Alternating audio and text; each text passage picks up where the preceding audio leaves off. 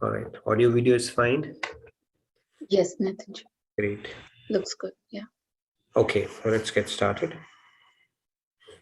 Gurur Brahma, Gurur Vishnu, Guru Devo Ishwaraha, Guru Sakshat Parabrahma, Tasmai Shri Guruve Namaha.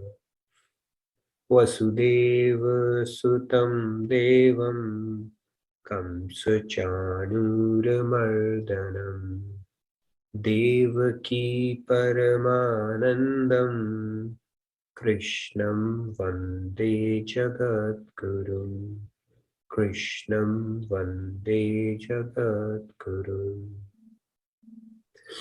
All right. Radhe Radhe once again, everyone. So today I picked up a shloka which is one of the key moments in Bhagavad Gita, and we'll see why it's a key moment. It's one of the great moments, I should say, in Bhagavad Gita, or an inflection point, which introduces a very important concept. But let's go through that. So this shloka is 2.7. It's okay. Before I get to shloka, so quick recap on the journey. What we are doing, we are having this catch-up series. So the first, after we finished our first chapter, the conjecture that we were on was where Arjun is feeling overwhelmed. With pity in his mind, he's grief-stricken and his eyes were full of tears. That is how we concluded chapter 1. Yesterday, we moved ahead and looked at what happens after that. So yesterday, we in this catch-up series, we spoke about this topic, and today we are going to talk about the difference between doubt and skepticism. And then let me introduce the shloka that we are going to cover today. This sets the tone for the discussion today. Like I said, this is a very, very important shloka, and we are going to have a bit of a discussion around what Arjun is doing. Would you term it as a doubt or a skepticism on his part? Notice the difference basically. So 2.7 is what we are going to do. Now, if you look at this shloka, there are, it's more than a couplet. So the meter changes for these kind of shlokas. And once the meter changes, I'm going to try to recite it that way, and you're welcome to follow along. I see a kid here as well with Sandhya. So great, we've got a new person who's going to recite here today, looks like. So let's get started. Karpanya doshopahata swabhavaha Prichhami tvam dharma sammudha cheta Yachreyasyanischitam bruhi tanme Shishyasteham shadhimam tvam prapannam. All right, we can take maybe 5 hands today and get started.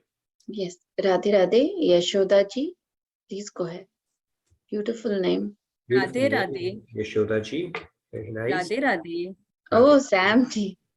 Oh, today you are Yashoda Nandan, not Yashoda. Yeah, Yashoda Nandan. Ashoda is someone else. Maya is following me. Okay. You please wait for her. Karpanya doshopahata swabhavaha ruchami tvam dharma sammuda chetah Yachreyasyanischitam bruhi tanme Shishyasteham shadhimam tvam prapannam. Very nice, Anji. I'm glad you got promoted from being a bunny to Yashoda Nandan. Congratulations on that. All right, let's pick up. Radhe Radhe, Yashoda ji. There is another Yashoda ji as well. Please go ahead. Yes, Yashoda ji, please go ahead. Unable to unmute you. I'll try one more time.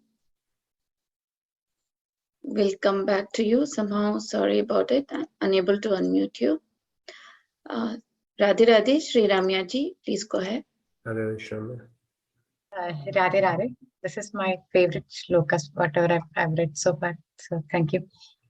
Karpanya dosho upahat svabhava pritchami tvam dharma samudacheta yachreyasyan nishchitan bruhitan me shishyaste ham shadi mam tvam prapannam. Very nice, Sri Ramya. All right, let's take maybe 3 more hands. Yes, Dineshji, Radhe Radhe, please go ahead. Radhe Radhe Radhe Radhe.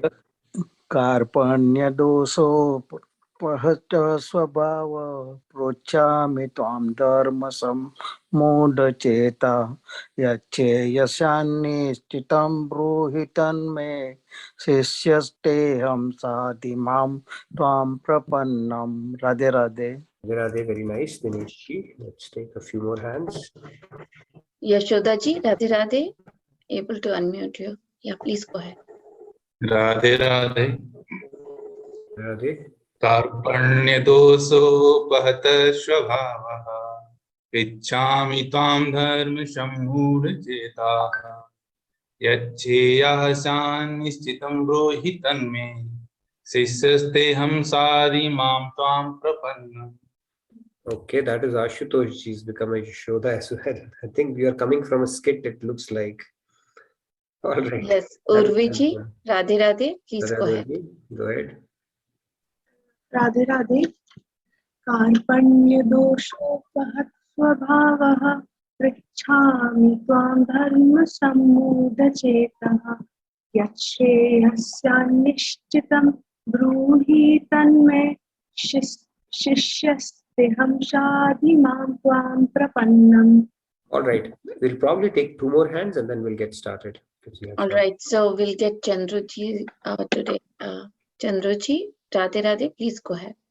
Radhe Radhe Karpanya doshopahata svabhava prichitam tvam dharma samudacheta yachreyasya nishchitam bruhi tanme shri shishyate ham shadi mam tvam prapannam. Yes, Chandruji. Radhe Radhe. One more hand and then we'll get started. Those who do not get I see a new name. Yes. Bhargavanji. Let's give him Bhargavanji, Radhe Radhe, please go ahead. Bhargav, yes, Radhe Radhe, please go ahead. कार्पण्यदोषोपहदस्वभावा पृच्छामि त्वां धर्मसम्मूढचेदा यश्रेयस्यान्निश्चितं ब्रूहि तन्मे शिष्यस्तेऽहं शाधि मां त्वां प्रपन्नम्. Wonderful. All right. So let's get started. Those who did not get a chance, let's give them precedence tomorrow. Udayji, Payalji, and Riyaji. Riyaji, yes. Yeah. So let's get started. We have some content to cover and some discussion as well. So time permitting, we'll come back. So in this shloka, like I said, it is a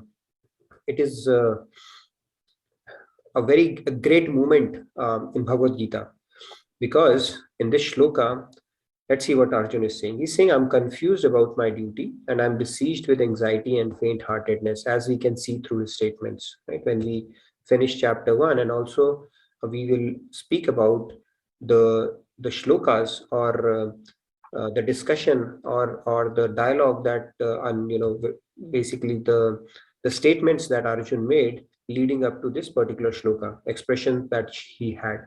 And then he says, I am your disciple and I am surrendered to you. Please instruct me for certain what is best for me. Now, Arjun is very smart in this shloka. If you look at it, indirectly, he's telling Krishna that you are my guru. He said, I am your disciple. And then he's fulfilling the other condition also, I am surrendered to you. He's saying, Shadhi mam tvam prapannam. He's not saying pannam. Pannam is bowing down in front of somebody. Prapannam means I'm fully surrendered to you. So he's not leaving any choice for Krishna to say, by the way, you're not yet my disciple or you're not yet surrendered, then why should I give you the perfect knowledge that you need in this kind of. So he's saying, all right, I am your shishya, and indirectly he is telling Krishna that you are my guru. Now the ball is in your court to dispel my confusion and delusion around the situation that I'm feeling right now. Okay, that is why it's a very important shloka, because this is where he set the stage for Lord Krishna to start speaking. So let's quickly do a thing like we did in chapter 1 as well. What are the things that happen before he gets to this particular statement that he makes? Okay, last chapter when we said Arjun had his Gandhi had started slipping from his hands, he was experiencing Ashtasattvic Vikar, his mouth was drying up, his skin was burning, all the symptoms that were happening. He's in a state of total exasperation. He's very despondent and his eyes are full of tears. Okay, that situation Arjun was in. They didn't stop there. In 2.1, now Sanjay is saying, seeing Arjun overwhelmed with pity, his mind grief-stricken and his eyes full of tears, Shri Krishna spoke the following words. And we saw yesterday, we covered these two. Lord said that he's not saying, Arjun, I understand, like we do. When people come and cry on our shoulder, we understand. We give them sympathy and we simply tell them, yes, you are right. That is the material compassion. In this case, he's directly chastising him. He says, my dear Arjun, how has this delusion overcome you in this hour of peril? It is not befitting for an honorable man. It leads you not to higher abodes, but to disgrace. That's what Krishna says. Then what happens? Arjun is still very persistent. He says, oh Parth, it does not, now Lord is continuing to say that, it does not befit you to yield to this unmanliness. Give up such petty weakness of heart and arise, O vanquisher of enemies. Parantapa is what he's telling him. Then Arjun continues. Arjun says, Madhusudan, how can I shoot arrows in battle on men like Bhishma and Dronacharya? See, they were not only his elders, but one of them is his guru also. The very person who had taught him the skill of archery. Right? That begs the question, can you lift a weapon against your guru? Or can you reject your guru in these kind of situations? It's a huge dharma sankat that he's facing right now. And the other person is Bhishma, Tatshri, who had a soft corner fondness for Pandavas all along. And he was the guy who had, he doted on Pandavas and they had played on his laps while they were growing up. So he had a sense of gratitude towards him as well. And the fact, obviously, attachment that he's having. Now he's saying it would be better to live in this world by begging than to enjoy life by killing these noble elders who are my teachers. If we kill them, the wealth and pleasures we enjoy will be tainted with blood. Right? There's a play of Macbeth. Okay, there's an interesting play. We'll touch upon it maybe some other day, where she kills and then for the rest of her life, she sees blood on her hands. That much guilt she incurs that, okay, I have blood on my hands. And Arjun is saying something similar. He said, I would rather beg, being a Kshatriya, than kill my elders in this battle and then look at, enjoying the kingdom afterwards. That is the state of Arjun. We have not come to 2.7 as yet, right? It is 2.1 to 2.5. And then in 2.6, continuing, he says we don't even know which result this war is preferable for us, conquering them or getting conquered by them. Even after killing them, we will not desire to live. They have taken the side of the sons of Dhritarashtra and stand before us on the battlefield. So he said that I'm not even sure whether to conquer them is better or getting conquered by them. Right?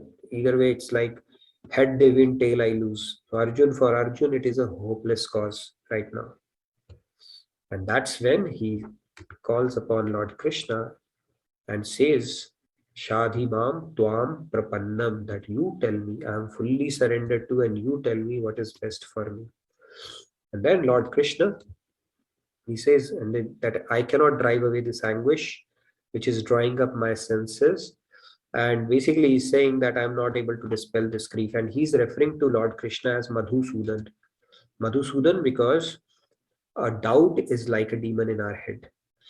If it continues to grow, it can paralyze us. It can create self-doubts and we will start second guessing ourselves. And when we start doing that, we are not even sure what we are doing is right or not. Forget about bringing our expertise to the fore. We are simply paralyzed, and we will continue to regret even after taking an action because we were not sure what we did. And in this hour of peril, Arjun has called for help in the best possible manner by surrendering to Lord Krishna, saying, Shishyasteham shadhimam tvam prapannam. Prapannam means surrender, full surrender. Surrender of what? What can we surrender? The only thing we can surrender is what? Our buddhi, mind and the intellect. And that is what he's saying. Now I'm fully sharanagat to you, and you tell me what is best for me. And Lord Krishna, now Sanjay is explaining that he's after having the spoken Gudakesh that chastisers address Rishikesh, go win, I shall not fight, and he became silent. Okay, so last time he had tears, he put down his bow, and now he became silent. Pin drop silence from Arjun's end. Okay, so let's get started. We will continue on that tomorrow, because Arjun has indirectly made Lord Krishna as his guru, he's going to start with the science of soul tomorrow. And that's what we're going to discuss tomorrow. But let's talk about what is happening today in this hour of peril, the doubts that Arjun is besieged with. Now he's called up, he has termed, coined, defined, branded his state of mind as Karpanya dosh. Okay, Arjun has a great awareness of we spoke about documenting our fears yesterday. That is basically brings us to the consciousness, witness consciousness, or the Sakshi Bhav. Arjun has a great sense of awareness here as well. Look at his mindfulness. His choice of word is so apt. He has used this word Karpanya dosha for himself. That, what is happening to me is actually Karpanya dosh. And that is what we are going to look like. What is this Karpanya dosh? Okay. Karpanya dosh, it's actually a word. Karpanya means, we will get into that. A dosh means fault. It's a Hindi word as well. We know dosh. And Karpanya dosh means when someone does not act according to his/her position. Arjun is aware that he's on the battlefield for a specific purpose. He's also aware that he's a Kshatriya. And he's also aware that he is currently not able to decide what is his right duty in this kind of a situation. So he's termed it as Karpanya dosh, where he does not know how to act. And we all face this problem during the course of our lives and day-to-day life as well. There are so many situations where we are second-guessing ourselves. Should we do this? Should we not do it? It could be a moral dilemma. It could be an ethical dilemma. It could be just a dilemma. What is the right thing to do in this kind of a situation? Now, Karpanya dosh further means it happens when we are too attached with our possessions. Okay, let's look at all the aspects of Karpanya dosh. With our possessions, it could be family, other material attachments. And in that case, we neglect our duty, or we are not sure what our duty is or what our higher duty is. That's when it happens as well. Furthermore, Karpanya dosh can actually literally be translated as a weakness of a miser. Karpanya means a miser. Miser, we all know, one who has a hard time letting go of things, whether it's money or their own possessions, and being too hung up or attached to their own things. And miser is he who does not want to give and holds on to his possessions. That is again Karpanya. So Arjun has beautifully defined his situation. He's understanding what's happening, and that is why he's seeking refuge of Lord Krishna. Now, in deeper sense, a person who is not open in spirit or all giving is also a miser. So miser is not just about money. Anybody who's not open in spirit, that person is also considered miser. So if you come across somebody who goes by stereotypes, who do not have an open mind, and who have a limited belief system, which they continue hanging on to, that person is also a miser. Okay, that's an extension of this definition. There's a beautiful saying in English: learn, unlearn, and relearn. Basically, open-mindedness is a big gift we can give to ourselves. And if we do not have open-mindedness, we are limiting our potential and capping our knowledge big time. And lot of people fall into this trap of having a very fixed mindset. This is how a dal should be. This is how a bahu should be. This is how, the government should be. Now, that hedgehog kind of a mindset makes us miser. That is another part of it. Let's continue to extend this. Now, in this condition, one loses all strength and gets bewildered in view of what is right and wrong. No clue about right and wrong. It causes that delusion. And the only thing that is reinforced in their head is taking and not giving, which is alien to the laws of nature, which is all giving, right? This whole universe has been designed in such a way that it's in giving you shall receive. If you start hoarding, it's not sustainable. This is how the universe works typically. Okay? And when we look at it from a myopic or a limited perspective, that is also called Karpanya dosh, where we are too insecure, too hoarding mindset, too hung up on holding things for ourselves, or not having an ability to look at a big picture and just thinking it from our perspective alone. That is also Karpanya dosh. Now, in this world, if we extend this definition, when the humanity is affected by this Karpanya dosh at a mass level, which is what happens invariably if you look across countries and different isms that come, then one finds exploitation of nature everywhere, everyone to its own, right? The whole geopolitical system is driven by self-interest. Under the garb of different isms, everybody is trying to serve themselves. And that is the reason why all the economic theories, it becomes a cyclical process. Is there a theory which sustains itself over a period of time? And why do we keep on striving for a sweet spot? That's because we invariably end up falling to this particular dosh, Karpanya dosh. So you have a socialist construct. People say that distribute things to everyone, don't hoard it. Right? You make it socialist construct, then what happens? People start suffering from Karpanya dosh because they start having a sense of entitlement. Whether I work or not, government is going to take care of me. Nobody is going to suspend me. Pension is going to wait for me.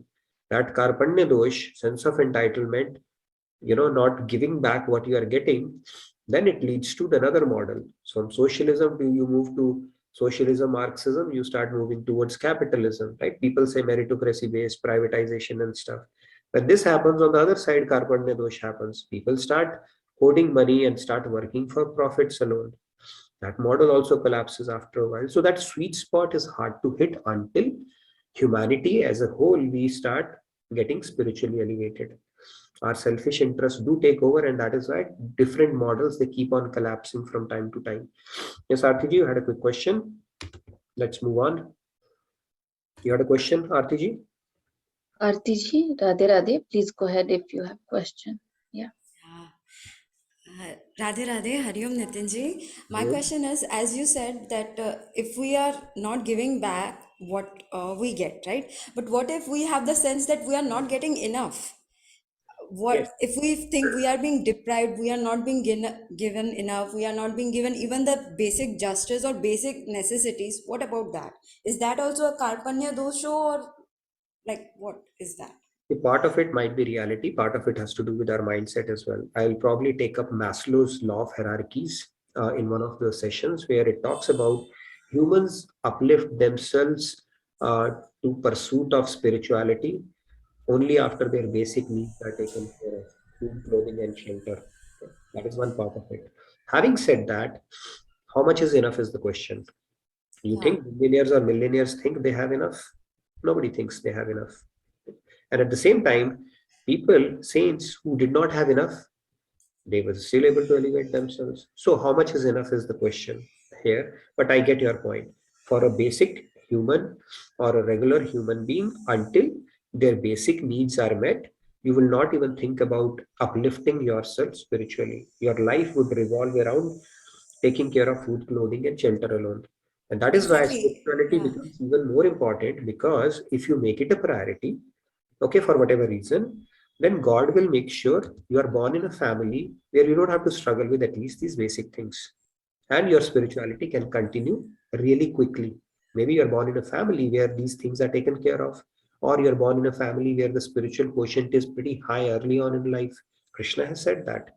So it's again our calling. If we are in a situation where we are far away from spirituality, we still have to struggle just to meet ends. That means something is not right in that algorithm based on the choices we have made in the past. But I get your point. Yes, Maslow's law of hierarchy, when I will talk about that, yes, typically the odds are that people who are struggling, they are below the poverty line, or who don't have the basic amenities, spirituality would be the last thing that will come to their mind. Okay, but having said that, there are exceptions to that rule as well. So whenever we wake up, let's try to make the most out of it, because nothing is never going to be enough for us, even if we go to Swarglok or Brahmalok. That is how the human breed works. All right. Hopefully, I Thank answered you. the question. Yeah. Yeah. All right. So let's move now. Arjun's mindfulness, we have, hopefully we are able to appreciate that. Now let's get down to a bigger concept here. Knowledge. Knowledge is important. One piece of knowledge can change our life completely. And it's only through knowledge that we acquire wisdom. Wisdom is what? Applied knowledge. Knowledge is in Hindi, it's called Gyan, and wisdom is called Vigyan. The applied knowledge becomes wisdom. Einstein had said that it's all information. Only the realized knowledge or the applied is the real knowledge. Rest all is information. So knowledge is important because through knowledge we get faith. Through knowledge we get faith. And through faith we get love. Like again, the same saying from Ramayana, which says, Jane binu hoye na partiti, binu partiti na hoye priti. So partiti is the faith part of it. So knowledge leads to faith, as we see here. The other part of it is, now let's get to the question, basic question here. Knowledge, all right, somebody is seeking knowledge. We all are seeking. All of us are seeking, and we do have some kind of a belief system, value system, and some level of knowledge as well. Now, if you're seeking knowledge with faith, we're trying to look at the difference between doubt or a faith, then it could become a doubt or a question. You have a doubt, Arjun also has something going on there, doubt or a question. Between two, the proportion of faith varies. Doubt or a faith, okay, it's a very subtle difference. The proportion of faith can vary, but look, just visualize yourself when you sit in a class of a teacher. The mindset that you have, it invariably falls into these two categories, either knowledge plus faith, or you're seeking, first of all, nobody's knowledge is perfect, right? Because we are not sarva vyapi or sarva gyata, sarvagya like God. So our knowledge will never be perfect. But if we are seeking, first of all, our knowledge is not perfect. Even in the first case, it's not perfect. Without faith, then the same thing, instead of being a doubt or a question, it can become a skepticism. You are simply skeptical about what is being told. Okay. So there's a subtle difference between these two. What do you think is going on with Arjun here? Is he having a doubt, question, or is he skeptical about what's going on here? Anybody wants to, what do you think based on the tone or how he's approaching this whole thing with Krishna? Do we have anybody? Yes, Sandhya ji, please Yeah. go ahead. I think it was mentioned that he surrendered, so it's a doubt and not skepticism. Yeah, that's true. Shirame, you wanted to add something? Or we also had a hand raised. You wanted to add something more? Yes. Sri Ramya ji, Radhe Radhe, please go ahead. Radhe Radhe. No, I had a question actually. You had put a cross mark on knowledge on faith. That means that he's not seeking knowledge and he's not having faith both, is it? Yeah, so basically, not perfect knowledge. In fact, there should be a cross on all the first, second knowledge as well. The point here being, first of all, our knowledge is not perfect. Secondly, we don't even have faith. So what will happen then? You will become skeptical. You go with the mindset of finding faults with everything, or to look out for that one thing which will prove your own theory and prove the other person wrong. That is called skepticism. where you are not going with an open-mindedness and a lack of faith as well to the authority whom you are asking question to.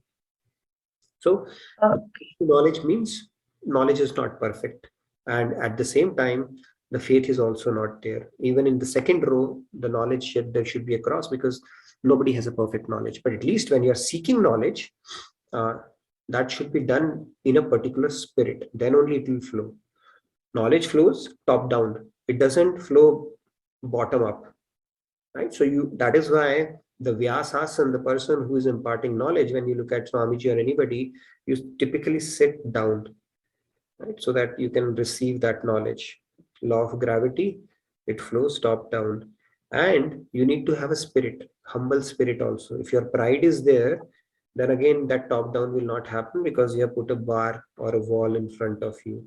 So that spirit has to be a spirit of humility, that all right, I'm trying to understand. Then only that knowledge will cut through and become a realized knowledge, because God is seated within. He understands the intent through which you are trying to seek it. And if the intent is contaminated or polluted or tainted with pride, or or an intention to prove other person wrong, that knowledge will not flow, and the God will not solidify that doubt. In fact, it's a very important concept, because we have not reached there. Technically, we are on 4.32, but we are doing this recap journey for the benefit of everybody who joined late. So we are in 4.32. When we get to 4.40, let's see what Lord Krishna is saying about this concept. We are going to jump a little bit. We do cross references as needed. He says, Agyascha Shraddha Dhanascha Sanchayatma Vinashyati. Nayam Lokosti Na Paro Na Sukham Sanchayatmana. He goes on to say that people who have neither faith nor knowledge, okay, the third one, and who are a doubting nature, suffer a downfall. It's a very important statement. That is why spirituality is called a journey of faith. But this is an intelligent faith. It's kind of an oxymoronic, where how can faith be intelligent? Faith is blind. But I'll tell you, I'll try to explain that to you. It's still intelligent faith than your other faith that you're putting on your intellect or on the teachings of the world. Okay. Now, for the skeptical souls, there is no happiness either in this world or the next. Now, if you're always skeptical, right, even when you go out to the restaurant, you'll think this waiter is going to poison my food. Can you eat food? Or if you go for a haircut, this barber, he may cut my throat. He has that big knife in his hand. Or this pilot seems like a maverick, he's going to put me in a Bermuda Triangle and my plane is never going to land. So people who become skeptical in life, I mean, just exaggerating it, of course, it's taking it a little too far. But the point here is that skepticism does not help us. And more so in spirituality, because it's a journey of faith. Faith that you put an intelligent faith. You don't just put a faith. Okay, somebody is saying you go with that. Yes, you inquire with a submissive spirit. If you keep your mindset and intention clear, God will make sure you land with somebody, and that faith will get reinforced in your heart. But if we continue to be skeptical, kintu parantu, but this, however, throughout our lives, we are not doing ourselves a favor. It will be not only detrimental to us in this life, but life after as well, because chit or man, sanskar tendencies is something we are reborn with. So if we have ended this life with a paranoid, skeptical nature, same nature we will be reborn with whenever we become human. Nothing gets reset. And that is why Lord Krishna is saying, Sanshayatma Buddhi, Sanshayatma Vinashyati, Nayam Lokosti Na Paro Na Sukham Sanshayatmana. So you are not doing yourself a favor if you are skeptical for everything in life. So it's important to get out of that mindset by praying to God, by reposing your faith in God, Guru, Scriptures, saints, and proper knowledge, not hocus pocus knowledge that is coming or dished out to you through Google and a lot of other places around as well. And it's important to develop faith. Even in Bible says, faith worth a seed of mustard can move mountains. That is the power of faith. And this is a journey of faith. As you progress, your faith will keep on getting solidified. Okay, that is the power of faith. So in this case, like you rightly pointed out, Arjun is approaching it with humility, with a submissive spirit, not with the pride that I know it all kind of an attitude in front of Krishna. And now that he's saying, Shadhi Mam Tvam Prapannam, Lord Krishna is going to, discharge a discourse. Basically, from those words are going to come out of his mouth, which are going to help the generations to come.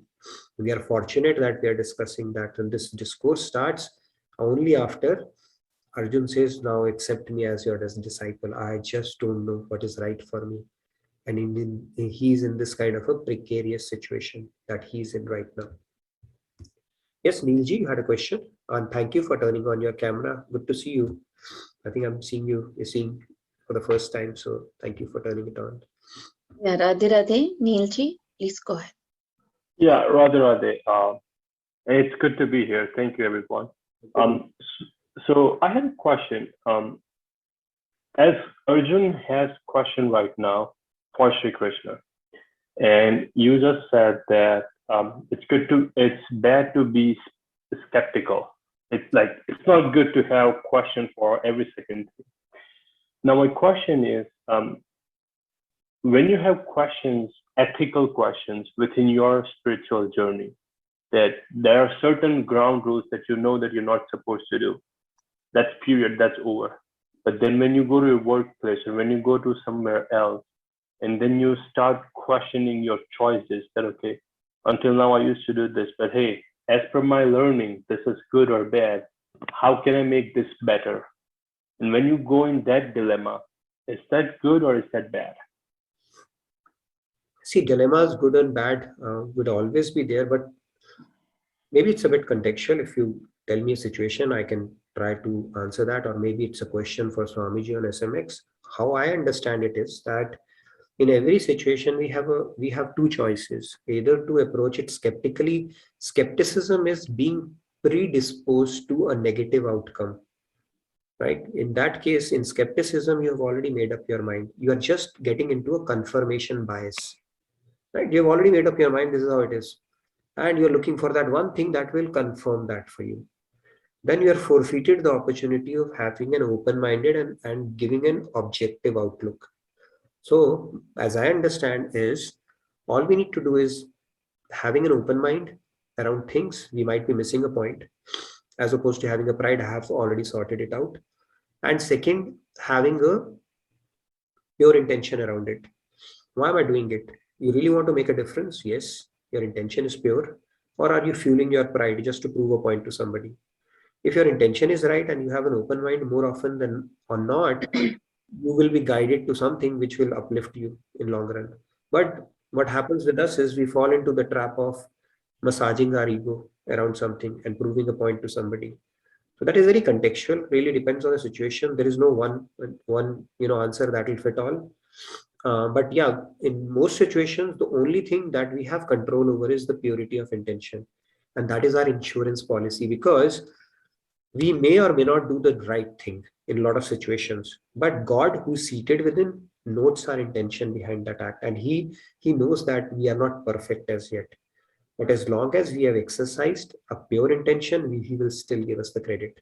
And over time, we will keep on getting better and better, to an extent where our gut will lead us to things which are usually going to be right as we get more and more pure. So purity of intention and open-mindedness are the only two things, variables we control. Whether we are perfectly right, perfectly wrong, it's very contextual. Makes sense. Thank you. Radhe Radhe. Now let me pose a question here. We're talking about faith and stuff like that. I came across a interesting story. Let's hear from participants around it. So we have okay. Now this is a quick summary on this. It's a great movement in Bhagavad Gita. I said that Arjun is pleading to Lord Krishna that he's been overpowered by Karpanya dosh and cowardice in his behavior, being a Kshatriya. So he's asking him to dispel his ignorance. And if you look at further scriptural reference around it, all the Vedic scriptures, they declare in unison that you need to approach a spiritual master. It's the manual called life cannot be decoded for you on your own.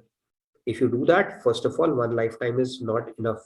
Secondly, theoretically, if you could, let's say, read through all the scriptures, you had 1,000 years, still you will not be able to reconcile those, because these are divine and too complicated for a material mind to even understand. Okay, you will pick up something selectively, get confused, or apparent contradictions will confuse you further. And you need to approach a spiritual master, and that is essentially what Arjun is doing as well. And secondly, let's look at some more reference here from Bhagavatam. Bhagavatam says that in order to know the absolute truth, approach a guru. In this case, Arjun has the benefit of approaching the perfect guru, Krishna himself. There are two attributes of that perfect guru, practically situated on the platform of realization, and Shrotriya, meaning well versed in scriptures. And it is saying they need to surrender themselves, which is what Arjun is doing. And then complete surrender is needed to that kind of a guru who is Shrotriya and Brahmanist, means who understand the scriptures and reconcile those to dispel all of your doubts to your satisfaction. Not because he's saying, I'm telling you to believe it. No, he will actually satisfy it so that they become realized knowledge for you and you can actually progress on your spiritual path. The only precondition is you need to be surrendered. You cannot put your intellect to use when you go there. It's just like even when we were learning English, teacher said K-N-I-F-E is knife. And you simply said knife. You never argued, said, why not knife? You only told me K sounds like K. So now you are telling me, if you keep on arguing with the teacher, you'll never learn. So we have done Sharanagati to different people, and we continue to do that every day in our life. We go to a restaurant, we trust people are not going to poison us. When we go on road, we trust that no crazy guy is going to hit me today. When we go in a flight, we trust the pilot. But so many things we put. When we go to a doctor, we trust, he's not going to misdiagnose us. So trust, faith is a part and parcel of life. It's just that when it comes to God, that's where our buddhi starts working. Now, how can God's plan be better than what I think is good for me? Who knows if God is there or not? I've never seen him with these eyes, right? Okay, God, you are there. I'm actually praying to you, but what if you are not there and I don't get what I'm looking for? So all those doubts, self-doubts are there. The faith part doesn't come so easily for us. So let's look at a story. Here's a doe. Okay. So she's about to deliver a baby. Now guess what happens? Now she's actually thinking of going back home, crossing that river and about to deliver a baby, almost on the verge of that. And she sees the forest fire on the other side where her home is. Okay, she sees a forest fire. On the other side, there's a lion, a hungry lion, waiting to devour this doe, chasing her. When doe turns on another direction, there is a hunter waiting to shoot her. Okay.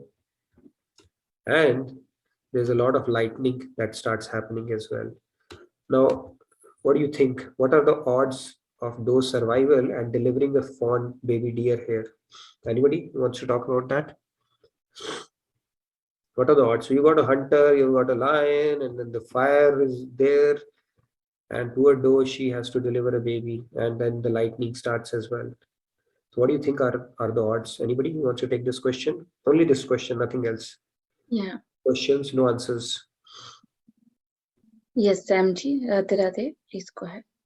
Radhe. The chance is very less, but it is possible.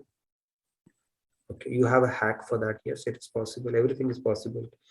Right? Yogamaya Shakti, we spoke about God's Yogamaya Shakti can make impossible possible. So correct. Yeah, lightning may not struck it. Lion may not hunt or pray true. that. True. Hunter. Yeah. True, but what I'm saying is these are some of the situations we all find ourselves in as well, where we are like in a hopeless situation, right? Job is not cooperating, relationships are falling apart, life is in a complete mess. COVID comes along, right? And then on top of it, the people around us are screaming at us. These are kind of situations we have to deal with in our life as well. So yeah, it's kind of a hopeless situation. Anybody else who wanted to add any more color to this? Sashi ji, Radhe Radhe, please go ahead. Radhe Radhe, Nitin ji. Yes. Hello. Yes, Yes, hello. we can hear. Ji. God can do anything. He's, a kartum, So what happened in this case, when the lightning strike, the hunter shoot his arrow and hit it to the lion, and the rain comes and the fire gets off, and the deer could deliver the baby very peacefully. Beautiful, very true. So lightning strikes because of the thunder. The aim of the hunter got distorted. It, instead of hitting the doe, it hit the lion, and then it rained so much cats and dogs that it put off the forest fire. So everything worked out well. Right? Anything can happen. So the point here being, see, when we talk about fear, yesterday we were talking about the fear aspect of it, right? That's the action item for today. I wanted to talk a little bit about, and then we will get back to the discussion. We spoke about documenting our fears here. Yesterday, having a journal. If we don't have a journal, let's get started with this practice. It's going to really help. And some of the things that bug our mind, we spoke about doing that. So today's activity is, let's contemplate on where did this fear start to begin with, and the underlying attachment around it. As silently contemplate it and think about why did it start? Is it something that happened to me or I saw in my life early on, which perpetuated that fear in me, or is it a fear because of my mindset alone? I'm just used to thinking too negative, and it comes very naturally to me. So we need to get to the root cause of it. Okay, each fear that you have put in, you don't have to go overboard in that. I mean, the top 2 3. And again, there's another dimension to that fear. It could be something you're dealing with, real, or it could be something your mind is cooking up, speculative, both there. If it is real, you may want to categorize it as real, something you are dealing with in your life right now. Okay, it's staring you at the face. Other thing is, if it is speculative, you really have to think why that kind of a mindset comes to you. Something you have seen, or is it just that you're getting habituated of thinking too much negative, and those kind of channels have formed in your mind, and it just comes very naturally to you. So bracket it that way as well. And the root cause for that. Every fear has a underlying attachment related to it as well, right? Fear of death, we all have, right? And there's a reason for that. Fear of losing near and dear ones, fear of failure, fear of loneliness, fear of validation from people, every fear. So just put why. What happens basically? What makes us fearful? And secondly, is it a reality, or is it speculative, or it's a mix of both? It's important to bracket that as well. Okay. Now the faith part of it, we need to gradually start substituting fear with faith. If you think deeply about this concept, there are only 3 outcomes for everything in life. One is when we think what is good for us, or what we want, or what we desire. That is one dimension to it. Okay, I would say end of the day, it boils down to us. Or secondly, some people are telling you what is good for you, what is beneficial for you, what you should do, right? There could be that dimension. And third is what Krishna or God has in store for you. Now, fear comes when there is a gap between what we think is good for us, and what Krishna or God thinks is good for us. There is a gap, or there is a perceived gap in our heads, that what I think is best for me, and there is a perceived gap, or it may not happen. Then fear comes. So we are not willing to accept that God's plan is best for us. That is where it is coming. So let's start thinking about, first of all, identifying the root cause, and then substituting it with faith, where of course my dad's dad, my ultimate well-wisher, is thinking about it. That faith is needed. End of the day, we'll have to get into some theory around it as well, which we will do in due course of time over the next week. But let's identify the root cause for that, and then we will get into some more tools around how we can start replacing this with faith. Okay, now let's get to any questions that you may have on what we discussed. Karpanya dosh, the fact that Arjun is struggling right now, and how should we approach, just acquiring knowledge in general. We spoke about the concept of having humility, open-mindedness, purity or sincerity at heart, and in order for us to receive any knowledge. And Arjun is approaching it just the perfect way. And that is where the discourse of Bhagavad Gita is going to start from Krishna. Any thoughts on that particular thing I would like to hear, or any questions that you may have before we get into the next segment. So like I already explained that officially this session goes until 10, where we have a discussion, go through our question and all. And after that, you are welcome to stay back, because we do a bit of a devotional segment where we get into some chantings and add some devotional rust to our segment as well. But then from an official standpoint, 10 o'clock is when we add, because we have a couple of sessions, not today, but on Tuesdays and Fridays as well. Okay, any questions? I can see a few hands, so let's take. Yes, Livani ji, Radhe Radhe, please go ahead. Radhe Radhe. So first of all, I want to point out that I think that you hit the deepest point, because I also think that fear develops when we lack faith in the design of God, and we lack the surrender. And I think it's for me, it's very good takeaway. And also I liked your explanation of skepticism. It's definitely, I understood this word deeper today, because it's not only doubt, it's already, the mind is already biased when you are in skeptic mode. And I just wanted to mention that these are very good points. And I hope that we will, as you said, discuss the topic of surrender into more details, because I think it's the most principal theme, especially on the spiritual path. So I just wanted to thank you for these points, and hope we will get it deeper into this concept. We will get deeper into this. We will discuss surrender in detail, because surrender is a way of life. Surrender is not like a garland I will put on, I'm surrendered. It's a way of life. And those principles are so profound that subconsciously we might be violating it even without knowing it.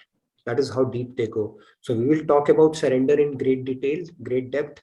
We will talk about some of the fears that we can simply reject with knowledge, simply reject, because our understanding itself is flawed around some of the concepts.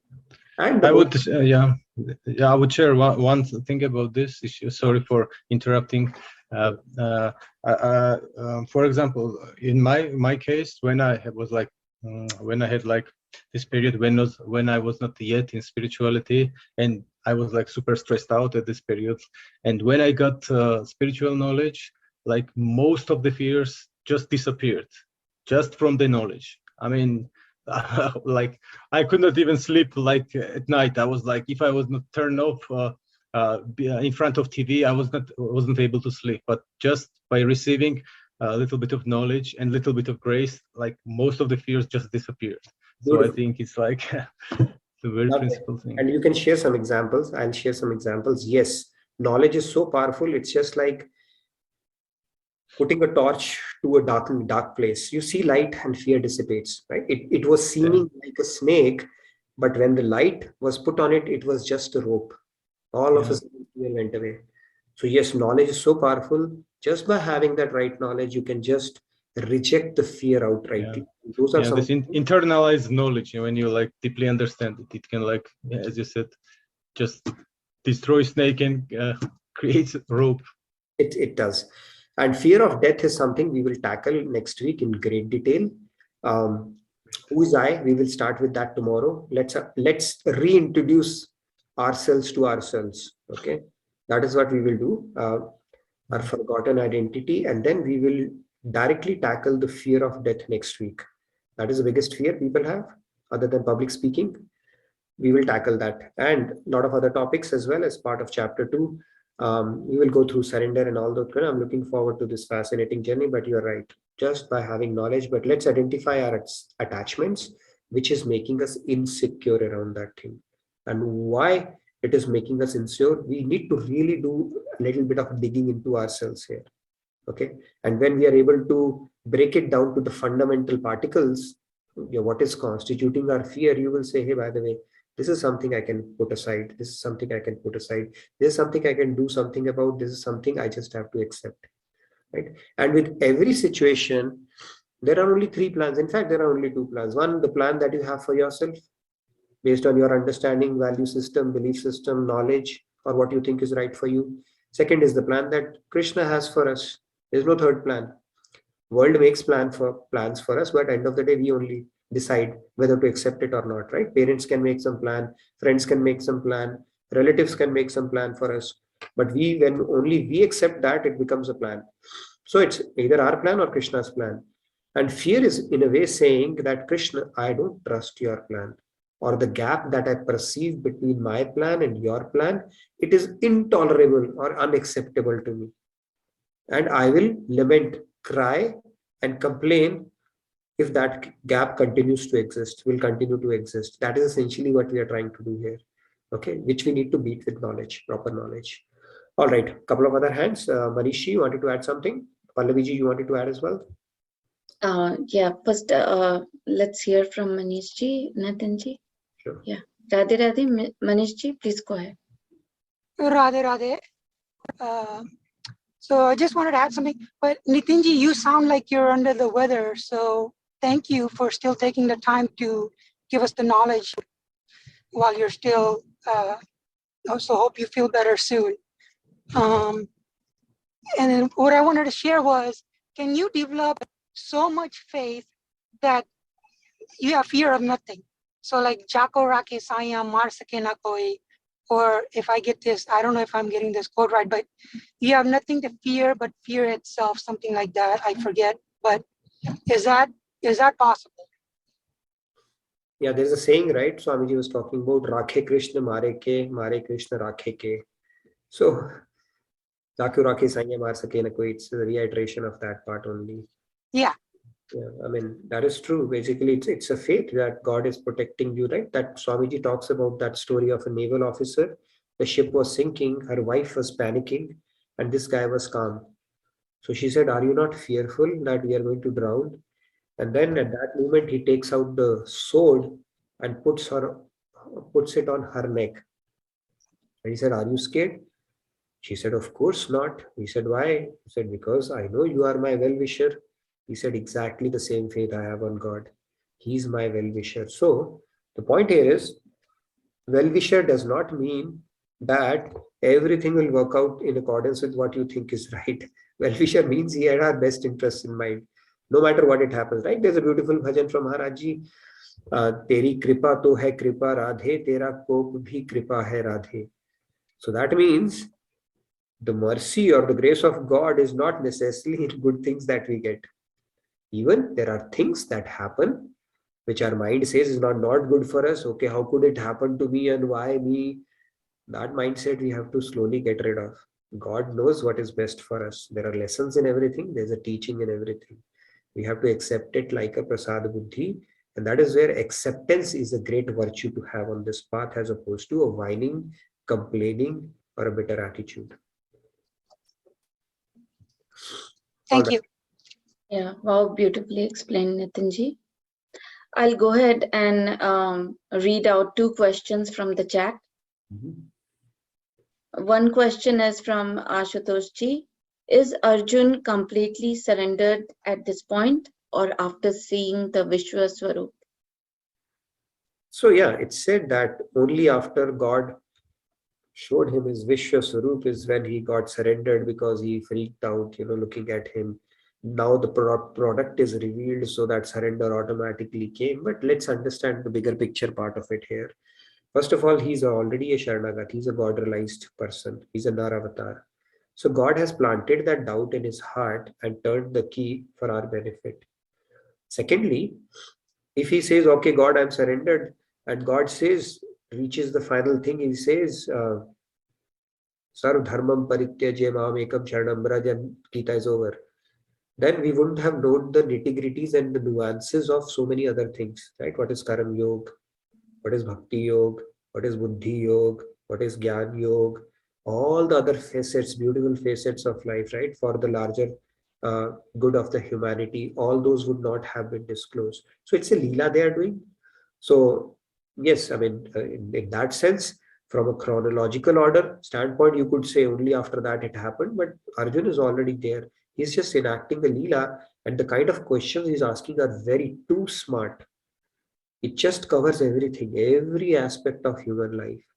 So Krishna and Arjun both are taking this opportunity to reveal the complete manual, life manual for us in every sense. But yes, to your point, there are a lot of commentaries that they say only after looking at his Vishwasuru, but factually he was already surrendered. It is a Leela that he was enacting with God at that point. Yeah, thanks, Nitinji. Second question is from Urvi. She wants to know, can any fear have a positive outcome in life? Yeah, fear of not realizing God in this life itself can have a very positive outcome, right? That's a good fear to have. God says that all these emotions can actually be dovetailed to your benefit. So material emotion is not good, is detrimental, but if you're, I'm not saying fear, that you can channelize in the sense that that pain of staying away from God, even a second seems like million, right? That's when God will manifest. So if you can channelize that, what if I've gotten three graces that God can give: human birth, spiritual thirst, and have met a guru. What if I don't make the most of it? That is a good fear. That will channelize or propel or motivate you to put in your best on a day-to-day basis. And that precious value of time, you'll be able to put it to even better use. So yes, you can channelize it that way. Other than that, I can't think of anything else. But Yeah, beautifully said. Can we take other questions, Nitinji? Sure. Yeah. Manoranjanji, Radhe Radhe. Thanks for waiting. Please go ahead with your question.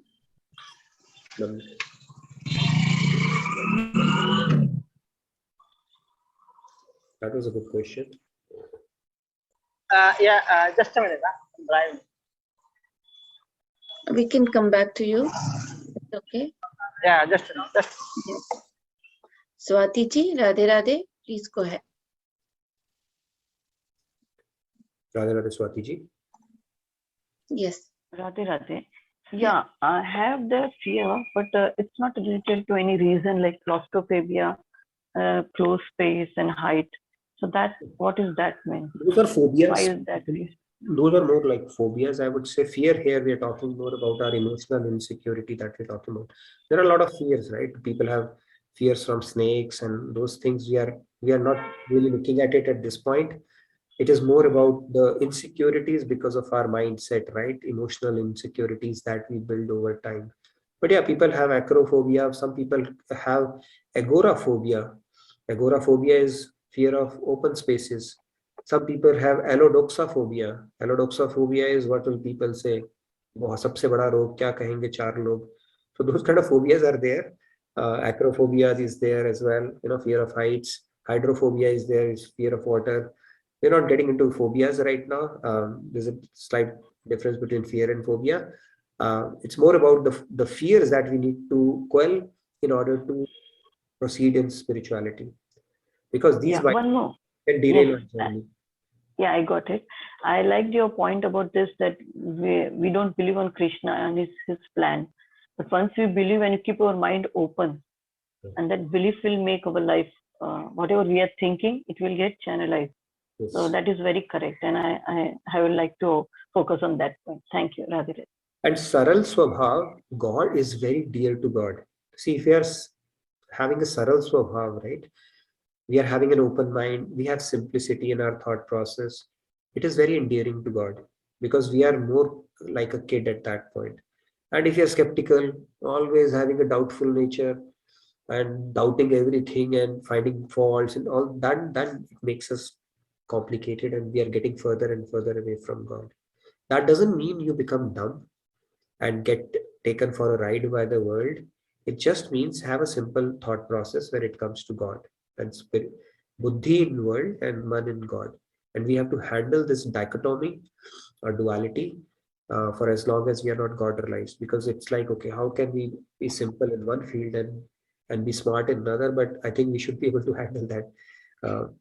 That's what we need to get better at. Yes. Yeah, thank you, Nitinji. Can I please take a moment to share the announcements? Yes, please. It will be quick here. We have 3 hands, and then Anubhuti is going to sing for us today. I hope our audio issue is resolved. Please go ahead and make the announcements, Pallavi, in the meantime. Yes, so first announcement is about the SMX. Don't miss the chance to hear Swamiji live and also clarify your doubts. Log into your SMX SM exclusive portal. That is www.smxexclusive.org. I've shared the link in the chat. Please join this SMX session. That is Friday, September 9, time 10:45 a.m. CST, 9:15 p.m. IST. The second announcement is about the Ganesh Visarjan at Radha Krishna Temple. So all people who are in Dallas can get opportunity to join for the Ganesh Visarjan on 9th September. Time is 7 p.m. until 8:30 p.m. The third announcement is about if we want to learn Garba skills before Navratri, that is also being offered a workshop on Saturday, September 10 at 5:30 p.m. in Radha Krishna Temple. Alan, so Wow. yeah, do take advantage of all the events. It's a very impressive set of stuff coming up. So do take advantage for that. Show up to learn Garba, dance away to glory with us. And tomorrow is Ganesh Visarjan. You can participate in person and take benefit from it as well. So, but we do have our session on, by the way. So 9 o'clock Yes. tomorrow. Okay. Yeah, thank you, Nitinji. Artiji, please go ahead, and then we'll get to Manoranjanji, and then we get to our devotional segment. Artiji, please go ahead. Yes. Yes, Artiji. Radhe Radhe. Radhe Radhe Radhe, Hariom Nitin ji. Radhe. Don't mind, मैं हिंदी में फटाफट बोलती हूँ क्योंकि मुझे 3-4 चीज़ें समझने ही नहीं आ रही है। पहले तो ये आखिर हम में डर आ कहाँ से जाता है? ईगो तो चलो आता है कि हम लोग बहुत ऐसे सोचते हैं, हमने बहुत तीर मार लिया, हम लोग डुअर बन जाते हैं तो ईगो आ जाता है, ठीक है। लेकिन डर कहाँ से एग्जैक्टली हमारे में उत्पन्न होता है? दूसरी चीज़, क्या लेटर स्टेज ऑफ लाइफ में भी डर आ सकता है? मतलब पहले जिस चीज़ का डर नहीं था बाद में वो आया हो, ऐसा भी होता है क्या? एंड थर्ड चीज़ ये है कि कुछ डर ऐसे जो हमने कभी मतलब पता ही नहीं हम उससे डरते हैं, यू नो, लाइक हमें पता ही नहीं इस चीज़ से हमें डर लगता है unless we face it.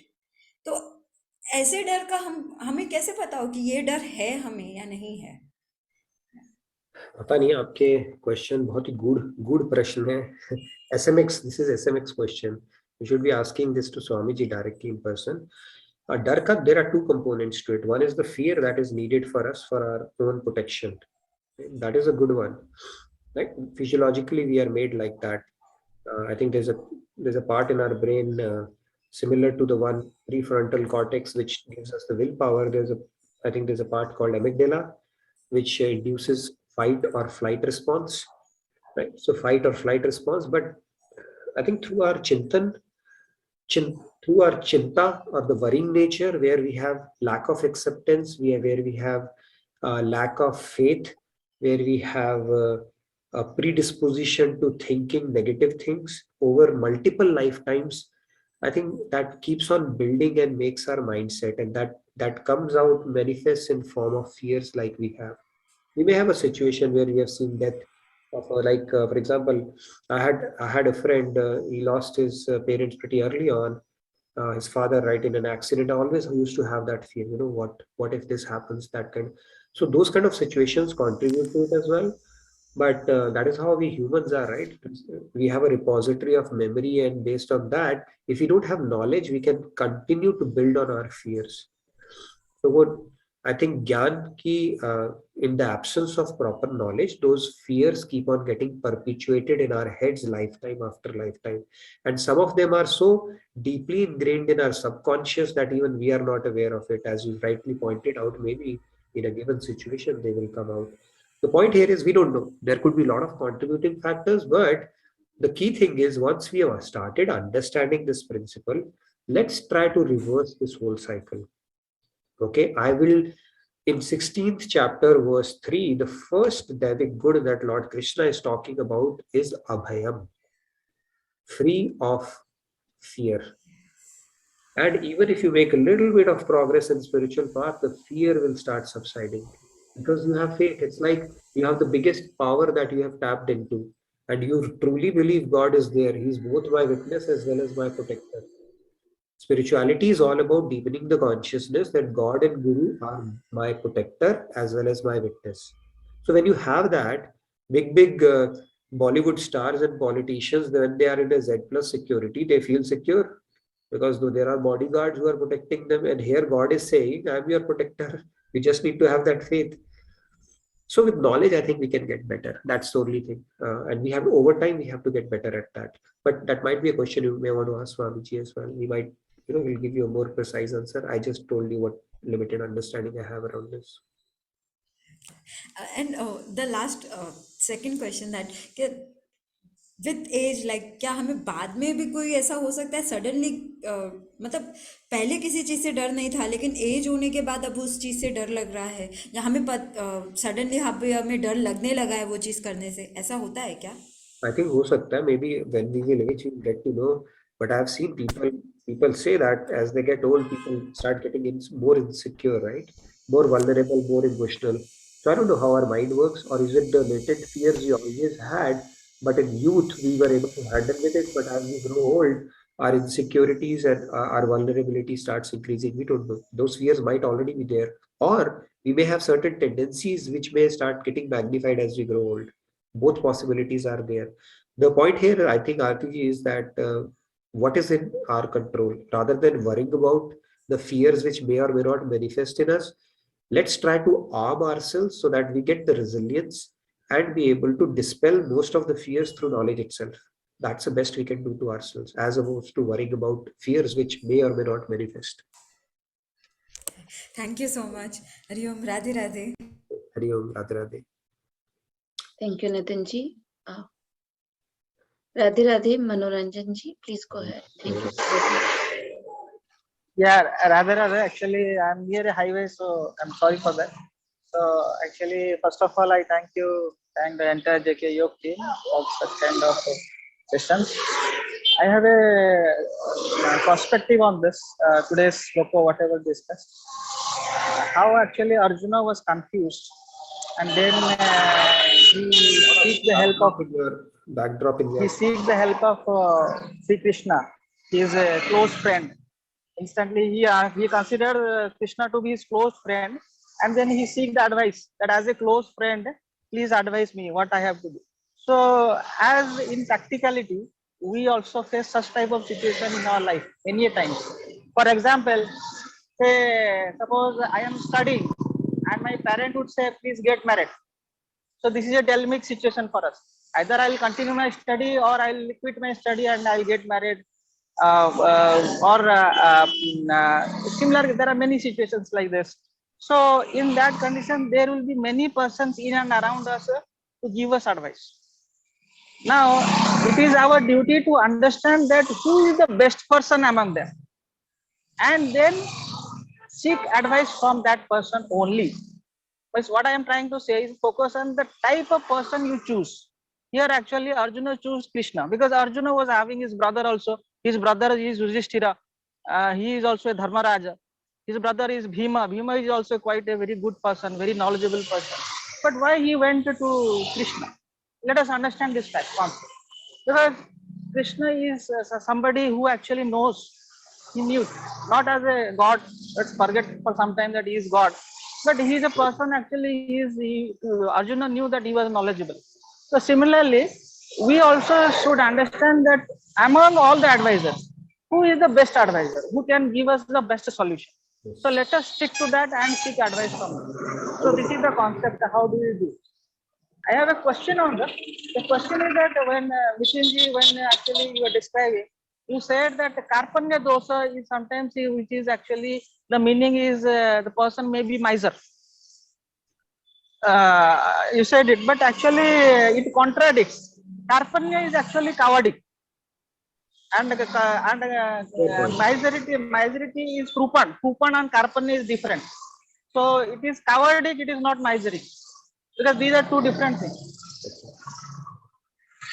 So what is the actual concept? Thank you, Manranjanji. Yeah, I think it's contextual. I think that's why it was taken like that as well. So thank you for bringing in another perspective to that. Who else has? Do we have Lakshmi ji or Shruti ji? We can take, and then Padma ji is there as well. Yeah, Radhe Radhe, Lakshmi ji, please go ahead. Yeah, Radhe Radhe. I'm sorry, my tone is not good. I hope I'm clear. No, you're clear, very clear. Yes, we can. So my experience I want to share. Is it okay? Yeah, sure. Within 2 minutes, whatever you can do. Yeah. Within 2 minutes. Yeah, sure. Before the fear component used to play a major role in my life. But maybe it's a failure, fear, or a loneliness, or losing my own relatives and all. But I have come out of that by acquiring knowledge through this platform and different inputs from the participants, Nitinji and everyone. So initially it was being my fear used to be overridden by my elders, maybe a father, uncle, or my husband, or whoever it is. So I used to be silent and just accept what they say. But now I realize it is not like that. So what is my duty? What is my role? So then I started sketching in that point. So it's not just listening and following, but I should sketch what is my role, what is my ability, and what I can do by the God of grace. And I started digging like that and doing my work. So there's a lot of change. I can say just a U-turn in my life. And I have succeeded in many situations after digging into this concept in this way. But still I have a doubt. In certain situations, when I start accepting a point, whether to do my duty at that juncture, at certain situations, I'm losing the other connectivity or relationship when I'm performing my duty. So I just I'm getting confused whether to go according to my will and do my duty and give the not expecting the result, whether it's a failure or success, at the cost of the other end of losing my relationship. So can you put a word on that? I don't know. Things are very contextual. That's why I keep on saying whatever we do to the best of our intentions. Yeah. I remember that words which you have told me in the prior question also. So I'm doing my best at the both junctures, but I'm getting that satisfaction in my duty, what I'm doing. But at the other end, I'm losing little. So how to balance it? So you can't make everybody happy all the times as well, right? And then as long as you are able to discharge it to your satisfaction, and then I think that's probably what matters. There might be some anartha nivritti happening as well. You can't have the cake and eat it too, right? So yes, yeah. Would you compromise on what you think is the right thing to do just to preserve that relationship? In that case, I mean, that's a trade-off you have to. It's your call entirely, right? So end of the day, it's not a horizontal game between you and people. God will not tell you how many relationships or how many people you made happy by compromising on your values and stuff. God will give you credit on how far you have progressed in your spiritual journey, and that is a call you have to take in every step or every decision that you make. Is it taking you closer to God? Is it helping you evolve spiritually? Or just for the sake of managing some relationship, you are willing to compromise on that aspect? It's your personal call. Yeah, I have come out of that. I'm now thinking that if I'm going on to the spiritual pathway, I can forgo anything, and this is important. So apart that, the other work, it doesn't matter for me. I can go ahead. So that positive thoughts, I'm getting it. That's good. Finally, in one of our lifetimes, we have to reach a stage like Swamiji where he could forego, or like Buddha, who could forego his family, pretty much everything, right? And call of God was so strong for him. Eventually, There would be a way where that would become our priority, but we are far away from that. So we should not be blind to detachment and helping us progress. Right? That is a good sign. Is it empowering you or is it making you weak? That is another yardstick that you can follow. Does it make you vulnerable? Does it make you weak? Or does it make you more strong and it empowers you? If it is empowering you, it's uplifting you. You don't have to get worried about it. Yeah, thank you, Nitinji. We can talk more, Lakshmi, if you have anything in specific. So let's really quickly take that. I know we are to spend a bit of a time on chanting. There are Sandhya ji, Anubhuti ji had expressed their interest to sing today, so I want to give them a fair run chance. So maybe real quick, a minute each. Yeah, sure. Shruti ji, Radhe Radhe, please go ahead. Radhe Radhe Pallavi ji, Radhe Radhe Nathan. Okay, so I have this, the Aarti ji, she asked this question, how does the fear originate? So I think what I believe is when we were in this animal form animal form, our soul was in that animal form. The fear originated because of the fear of survival, because we were not spiritual, or we didn't have knowledge of someone protecting us. So I think the fear of survival is what how it begins. And I have two questions, Nitin. I didn't understand exactly Karpanya dosh. Is it the fear of losing material wealth only, or could you please clarify that? And one thing more, when you said that we have three gifts, sorry about the noise, there's construction going on. So we have three gifts, like when we have this human body, we have this yearning for spiritual growth, and we have a guru.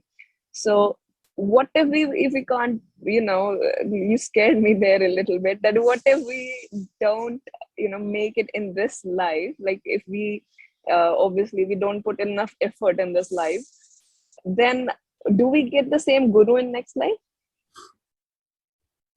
Okay, so if you don't make it in this life, if we have made a guru and we have accepted them as a guru and have been trying our best to follow his teaching, yes. How do you accept, like how do you know that there is a bond between guru and disciple? You accept them as guru, or do they accept you as disciple? No, you accept them as a guru, they will accept when you start following the teaching, and it doesn't have to be formally, physically, or mantra or anything. You simply start aligning to those teachings, and aligning to the association is already formed. Nothing else is needed at that point.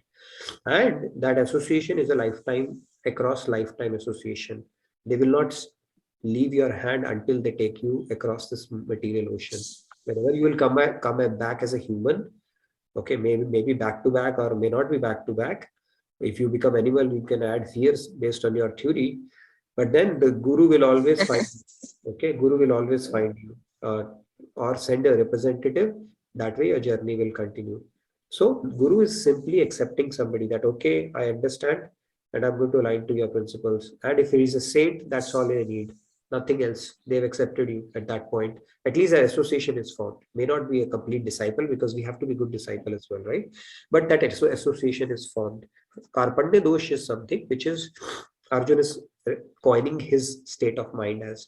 He knows he's a Kshatriya. He knows he should not be thinking like cowardice or these kind of things. He knows that he needs to think big, not have a limited picture. And that is why he's seeking help from Krishna, that help me. And he understands he has an attachment to people around his guru and everybody that he's seeing. So that is Karpanya dosh, where you're not able to see things clearly, and he's seeking help on that side. And he understands it's born out of attachment. It is born out of inability to think clearly what should be his duty in this kind of a situation. Okay.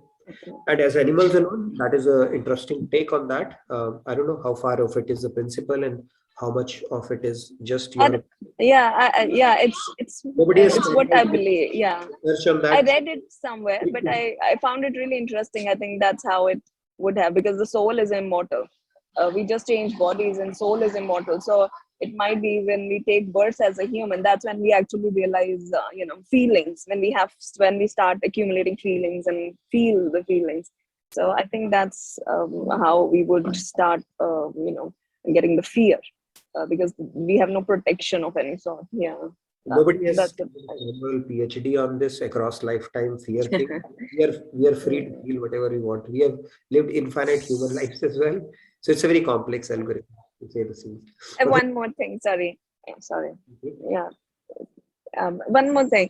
What dims the fire of the spiritual growth, the yearning for the spiritual growth that we have? Like at one moment, it's like it keeps on modulating, it keeps on changing. Sometimes it's at the peak and then it goes down, and sometimes it's just not there. Why does it keep changing? Even if I'm doing everything, I'm Yes, sir. attending Understood. session, I'm reading book, why does it happen? It's a play of our gunas. Our gunas keep on changing in proportion throughout the day. Sattvic good, rajasic good, and tamo good. When you have higher sattvic good in a particular point in day, you will feel more inspired. When you don't have it, you will not feel inspired. Wise people do not play to the tunes of their mood or their mind. They take control of their mood and mind. They say, I'm not feeling like, but with their intellect, they say, no, but I will force myself to do that because this is important.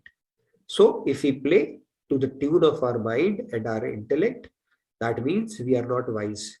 That means it's like my mood is not there.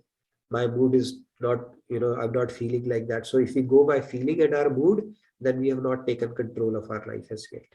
But when we force ourselves to do the right thing, not the pleasurable thing, that's when we are truly cutting a corner and becoming wiser in life.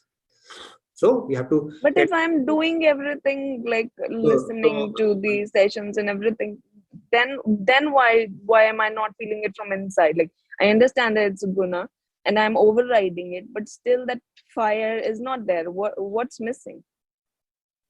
You have to really put in more hard work. See, there's no other way out. You double the dose, you triple the dose. You take it 4 times. Force yourself until it starts making sense. When somebody is suffering from jaundice, even if you give them sugarcane juice, it tastes bitter. Now the person complains, why is it tasting bitter? Why does it taste sweet to you? Why does it not taste sweet to me? How can you answer that question? You simply keep taking that juice. Once it will cure you, it will start tasting sweeter. You continue to do that because our mind is our old dirty cloth. It can play tricks with us until we are at a particular stage. So if God is not giving you pleasure, that means there is a lot of cleansing that is needed. And how will that cleansing happen? By doing more of what you are doing, right? So that's where you have to tell your mind, I'm not going to listen to you.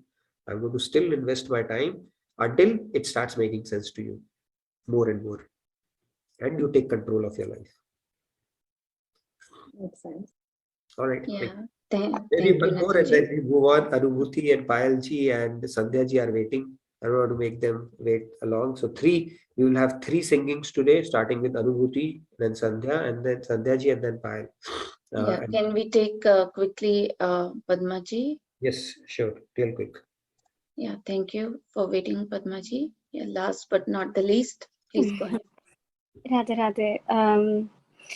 I'm not going to speak like very spiritually language, but just the common man language, like common man language of where we are, not at the state of elevated stuff, right?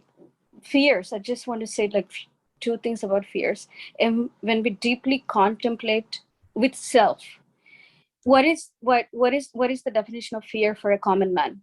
The dependency on anything, the dependency on the body, the dependency on the situation, the dependency on the person, the interdependency, that you're dependent on something, you're dependent on somebody's judgment, you're dependent on somebody's praises, you're dependent on somebody validating your existence, you're dependent on somebody saying you did a good job. When that outward dependency is there, obviously when the dependency does not show up in your life, your mind is conflicted and you're fearful of it.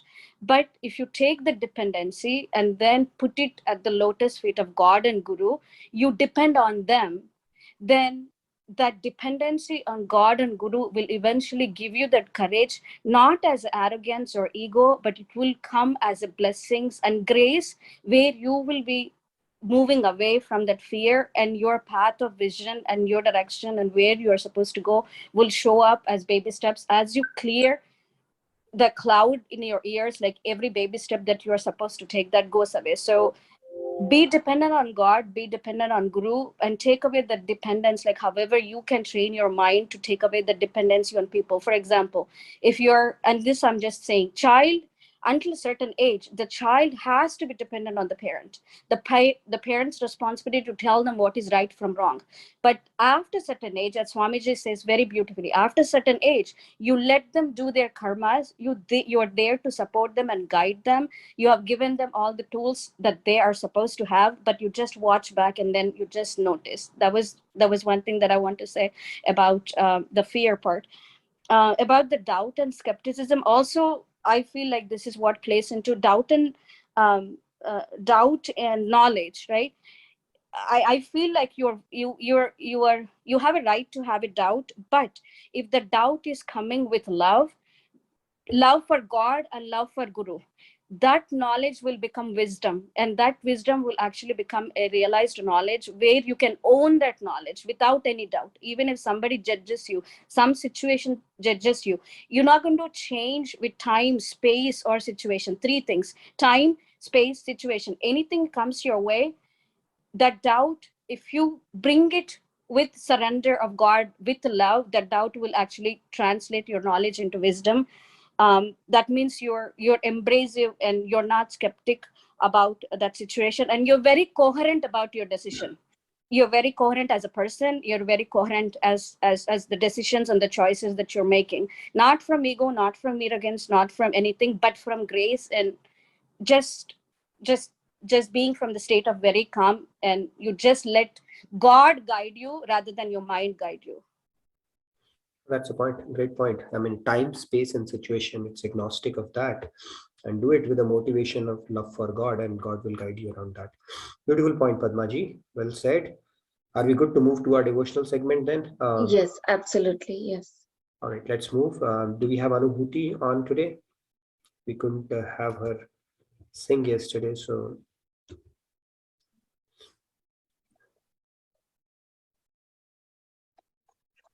Urvi is your friend. Yes, I can see her. All right, go ahead, Anubhuti. We are Yes. waiting with bated breath to hear you. Couldn't do that yesterday. Yes, Anubhuti ji, I'm unmuting you. Sanjay ji and Payal ji is also. Okay. Am I audible now? Yes, absolutely. Finally, you are audible, Anubhuti.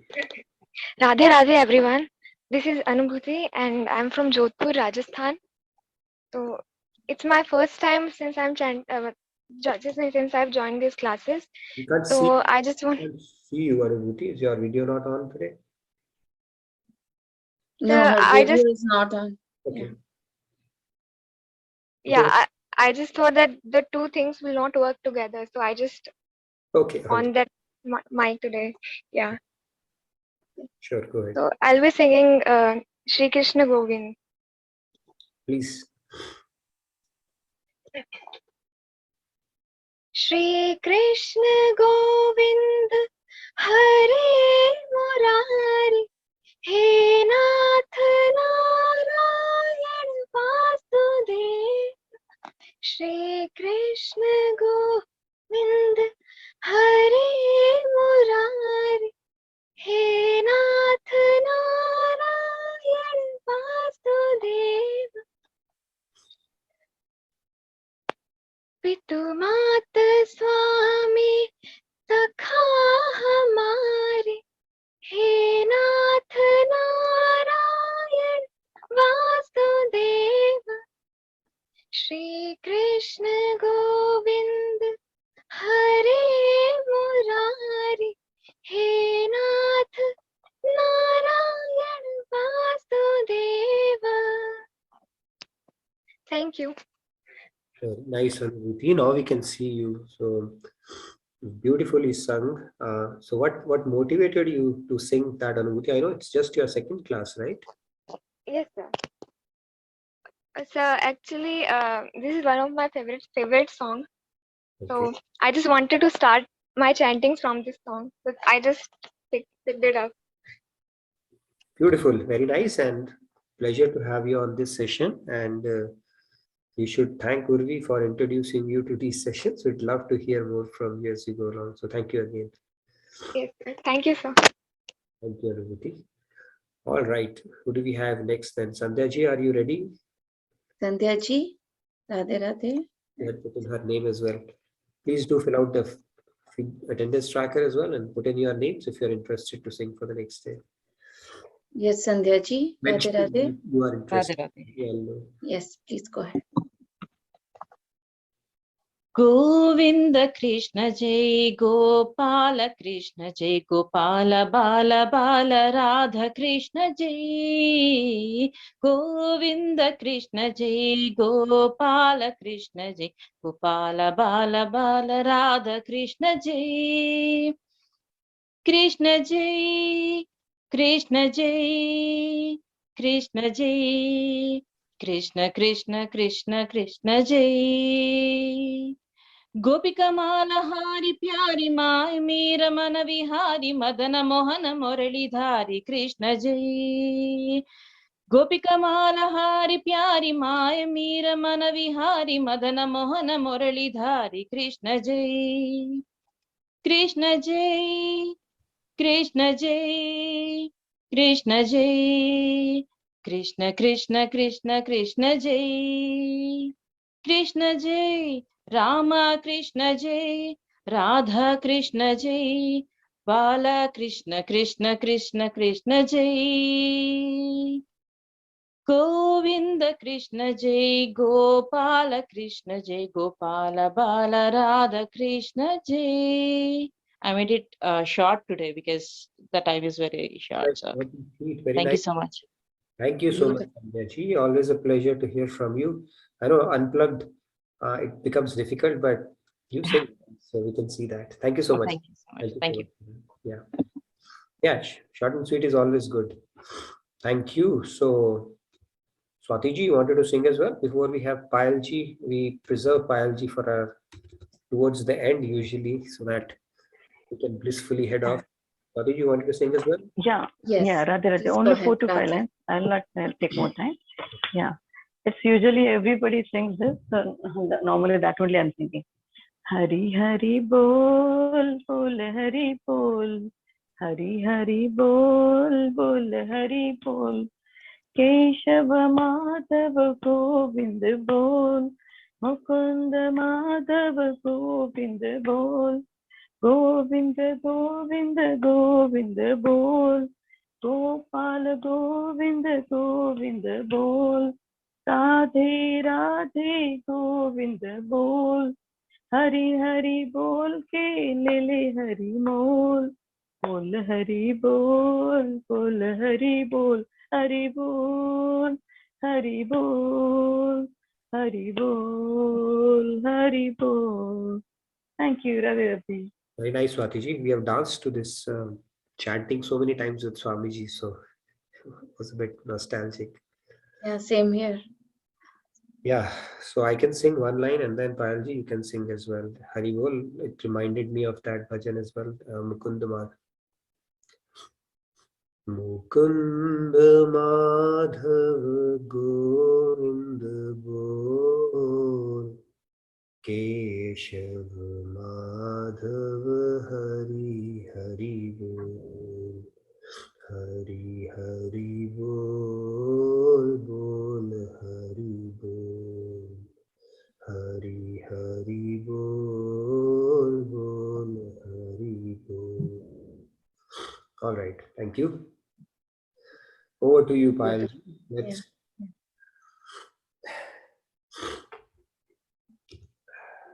Yes, Payal ji, Radhe Radhe, please. Radhe Payal ji, please go ahead. Today, Radhe Radhe. savoring from you.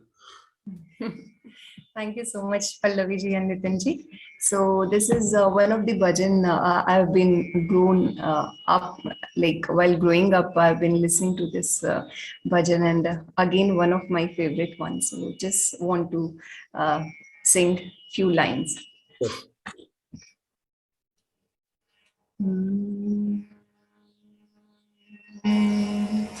वो काला एक बांसुरी वाला, वो काला एक बांसुरी वाला, सुध बिसरा गया मोरी रे, सुध बिसरा गया मोरी, माखन चोर वो नंद किशोर जो कर गयो मन की चोरी रे। सुध बिसरा गया मोरी, वो काला एक बांसुरी वाला, पनघट पे मोरी बैया मरोड़ी, मैं बोली तो मेरी मटकी फोड़ी, पैया पड़ूं करूं बिनती मैं पर, माने न वो एक मोरी रे। सुध बिसरा गया मोरी, वो काला एक बांसुरी वाला, सुध बिसरा गया मोरी रे। सुध बिसरा गया मोरी, माखन चोर वो नंद किशोर, कर गयो मन की चोरी रे। सुध बिसरा गया मोरी। Radhe Radhe. Nice, Panji. You always, I think you have a dial K for Krishna number, and you make us dial that number every day. So can't express more thanks to you. Any very nice, beautiful. Can see a lot of hearts for that. All right. Yes, Surendra ji, wanted to add something. Pretty much wrapping up the session. It's very late for Pallavi ji, I know that. So only a few lines. Sure. Nirmohi रब को है प्यारा, निर्मोही होकर बहे धारा बढ़ यारा, तू आज का अपना कर यारा, तू आज को अपना कर यारा, क्यों अपनाए तू अंधियारा, क्यों दर दर भटके जग सारा, ये पल आए ना दोबारा, जिसको अपने पर मान बढ़ा गुरु प्रेम में निर्मल धारा में बहकर अब तू हो जा न्यारा। Radhe Radhe. Beautiful, very nice, Surendra ji. Thank you so much for that. I think it was a great session, one of the longest sessions yet again. So I look forward to seeing you tomorrow. We'll reintroduce ourselves to ourselves tomorrow and see what Lord Krishna has to say about it. I think we can call it off for today. Thank you again for a wonderful session, and I look forward to seeing you tomorrow. Wonderful day and a great rest of your evening. Thank you, Nitinji, for another awesome session. Thank you, everyone, for your participation. Have a blessed day. Have a blessed night. See you tomorrow. See you tomorrow. Radhe Radhe. Radhe Radhe.